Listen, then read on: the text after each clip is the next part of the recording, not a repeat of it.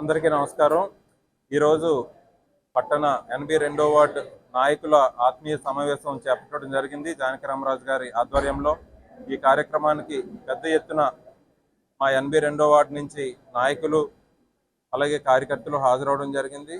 దీని ముఖ్య ఉద్దేశం ఎన్నికల నోటిఫికేషన్ షెడ్యూల్ వచ్చింది కాబట్టి రానున్న 56 రోజులు కూడా ఏ విధంగా ముందుకెళ్ళాలి, ఏ విధంగా ప్లాన్ చేసుకొని ఒకరినొకరు సహకరించుకొని అందరి ఎజెండా కూడా అనకాపల్లిలో మళ్ళీ అసెంబ్లీలోని పార్లమెంట్లోని వైఎస్ఆర్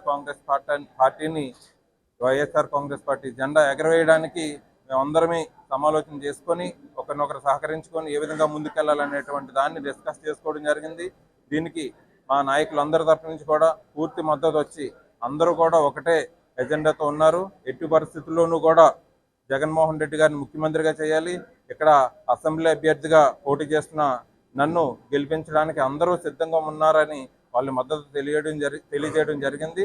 నా వైపు నుంచి కూడా మా వైఎస్ఆర్ కాంగ్రెస్ పార్టీ కుటుంబ సభ్యులందరికీ, అనకాపల్లి ప్రజలందరికీ కూడా ధన్యవాదాలు, కృతజ్ఞతలు తెలుపుకుంటున్నాను. సమస్య లేని ఇల్లు ఉండదు, పరిష్కారం లేని సమస్య ఉండదు. బంధాలు గొప్పవి, బాధలు చిన్నవి. మీ సమస్యని మేము పరిష్కరిస్తాం. రండి, మాట్లాడుకుందాం.